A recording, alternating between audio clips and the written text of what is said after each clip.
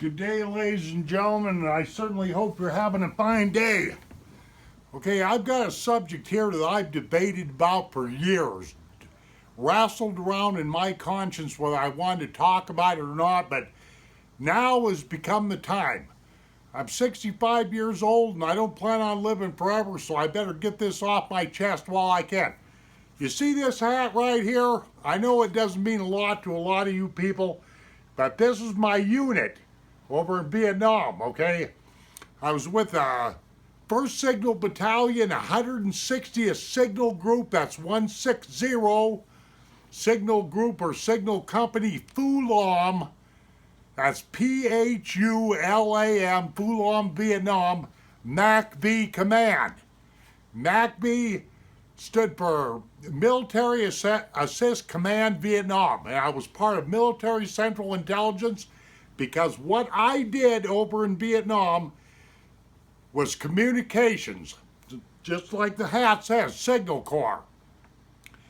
I had 2 top security clearances because I ran this switchboard called JOSS, J-O-S-S, Joint Overseas Saigon is what JOSS stood for.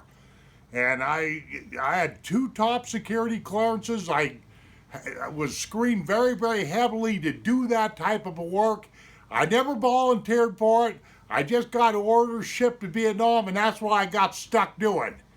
I guess the reason why I got put in such a sensitive position is I did well in school, meaning AIT, Individual Advanced Training, or MOS, meaning Military Occupational Specialty, okay? Okay. This switchboard, JOSS, was the main pathway that we used to communicate all over the world was by 2 Autobahn satellites. A-U-T-O-B-A-H-N,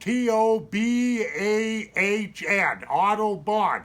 And Autobahn was the name of I believe he was a German scientist that developed those satellites, but they were communication satellites, okay? So back in 1971 and 1972, I was playing around with some pretty doggone secure military communications. And you can't be part of intelligence without knowing something. You know, the only dumb part about the whole thing is I was in Vietnam.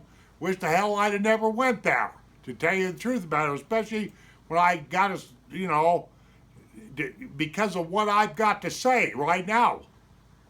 Okay, we got this matter of over 2,000 GIs that are still listed as MIA POW. Got that? Missing in action or prisoners of war. And to me, that MIA and POW is just a handy way of the United States government not being able to come forward and really telling you the truth. It's like, really telling you the truth. It's like, you know, they just put a stupid designation on it. Look, the reason why I'm here is because I'm going to account for about 20 to 25% of the MIA POW listed guys. Okay. There was approximately somewhere between 300 and 500 guys over in Vietnam that caught this stuff called black syphilis. Did you hear me? Black syphilis. You're probably saying, well, what's the big deal about that? Okay, back in the day, black syphilis was, i.e., bone cancer. There was no cure for it.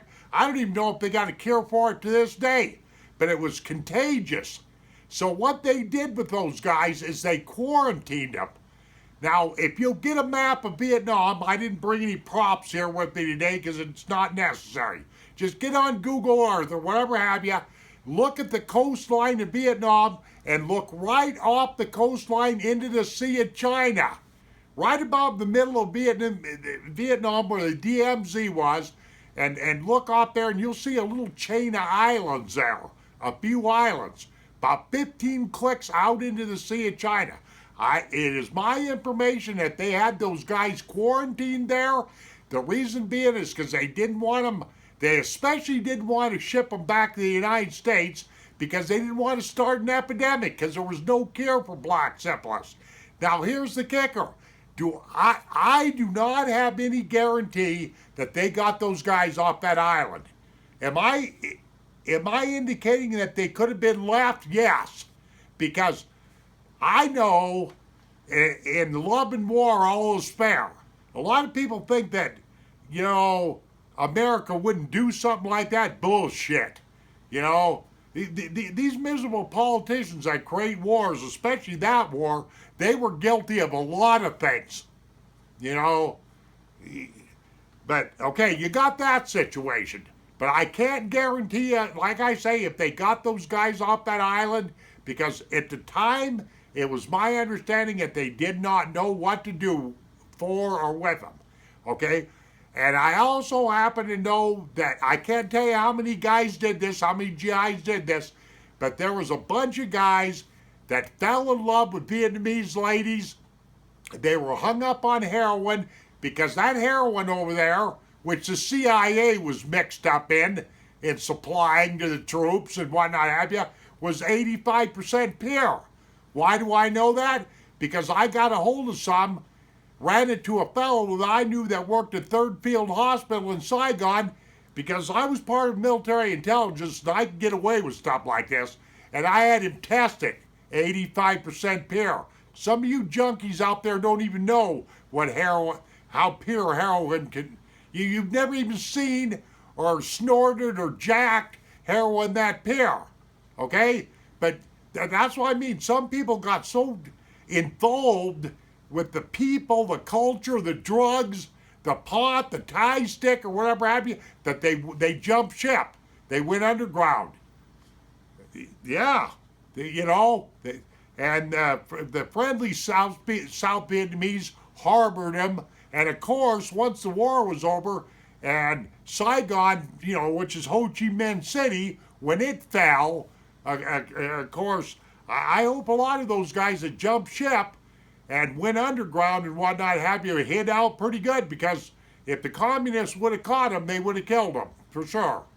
I mean, that's just the way it rolled. So right here, in just a few minutes' time, I have told what people want to believe me. I've accounted for about 20 to 25% of our MIA, so-called MIA POWs. And this information that I just gave right here, right now, could more than likely get me killed. There's a lot of things that I know about that Vietnam War, and just little snapshots here and there, because I was part of that.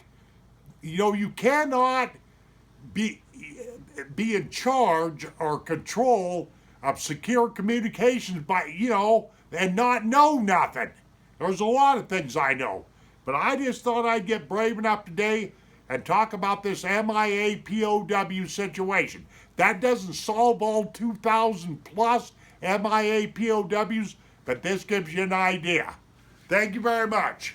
I just thought I would do this to give closure to some people that might suspect that this kind of stuff went on, because it did. Have a nice day, ladies and gentlemen.